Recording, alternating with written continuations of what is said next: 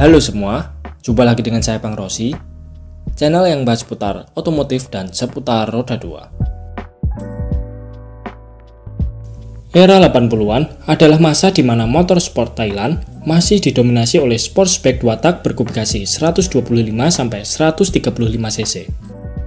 Misalnya seperti Honda Fighter 135, Yamaha Concorde alias RX King kalau di Indonesia, dan juga Kawasaki dengan AR125-nya yang punya teknologi paling canggih saat itu.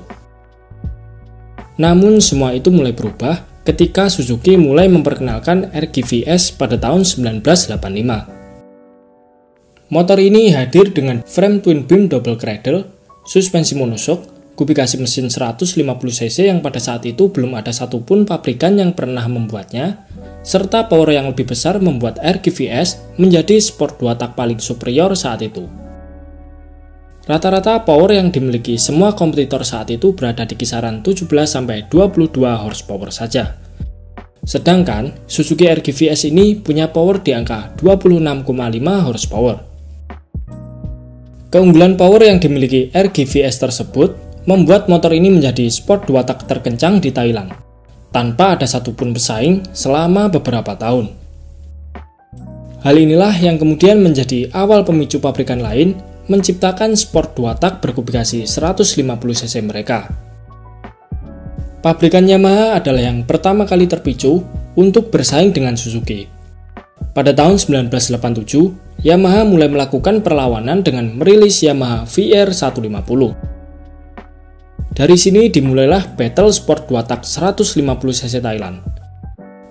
Tanpa kehadiran kedua motor tersebut, mungkin kita nggak bakalan kenal sama motor-motor legendaris seperti Honda NSR 150, Kawasaki KR, Serpico, dan lain-lain yang kini menjadi impian bagi pecinta 2 tak. Yamaha VR150 merupakan motor yang cukup bersejarah, karena untuk pertama kalinya pabrikan Yamaha membuat sportsback yang berkubikasi mesin 150 cc.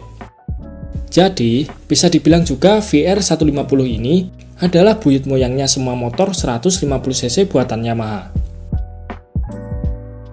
Desain bodywork VR150 diadaptasi dari desain Yamaha FZ250 Pulsar. Dengan memakai half fairing alias fairing model setengah, headlamp berbentuk persegi, dan rangka model twin beam double cradle. Uniknya, footstep motor ini dilas menyatu dengan bagian rangka. Jadi, posisinya udah paten dan nggak bisa diutak-atik lagi. Suspensi depan VR150 menggunakan teleskopik berdiameter 33 mm, sementara suspensi belakang memakai monoshock yang sudah dilengkapi dengan 5 level penyetelan. Kemudian untuk sistem pengereman depan sudah menggunakan cakram 1 piston dan belakang masih memakai rem tromol.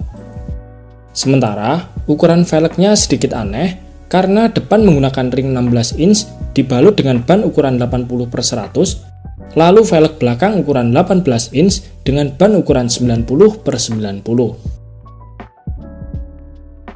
Di sektor dapur pacu, VR150 hadir dengan mesin lebih canggih dibandingkan Suzuki RGVS.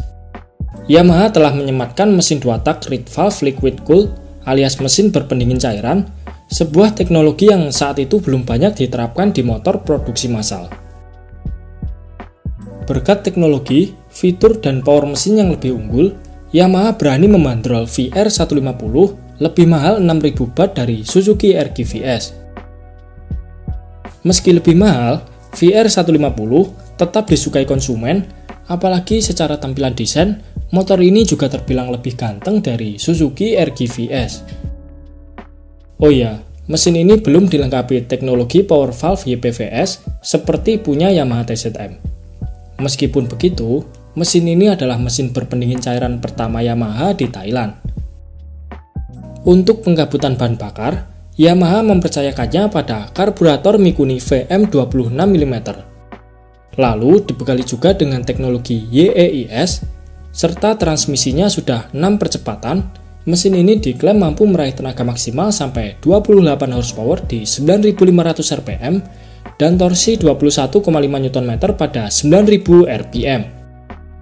Sebuah tenaga yang cukup besar apalagi bobot kering motor ini hanya 105 kg, yang bahkan lebih ringan 4 kg dari Satria FU. Setahun setelahnya, Yamaha mengupgrade VR 150 dengan perubahan utama pada cakram depan yang ditambahi lubang agar pengereman lebih dingin, serta footstep yang sebelumnya menyatu dengan rangka sekarang diberi baut agar bisa dilepas pasang.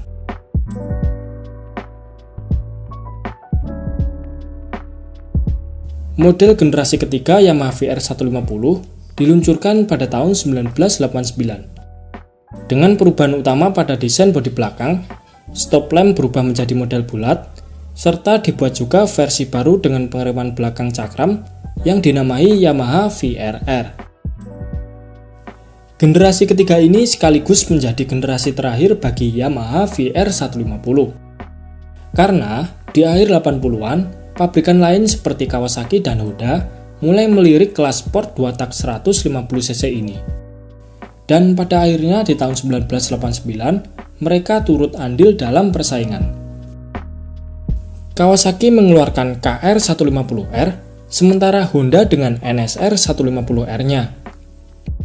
Masing-masing memiliki desain full firing dan dibekali mesin 2 tak canggih berteknologi power valve yang punya power lebih galak. Tentu saja, kehadiran kedua motor ini seketika memukul mundur Yamaha VR 150. Maka dari itu, Yamaha mempersiapkan pengganti dari VR 150. Yang mana penggantinya ini punya desain full firing baru, serta teknologi mesin power valve 2 tak yang lebih mumpuni untuk melawan Honda NSR 150R dan juga Kawasaki KR150R. Penerus Yamaha VR 150 ini kita bahas di video selanjutnya. Terima kasih sudah menonton. Sampai jumpa di video-video Bang Rossi selanjutnya.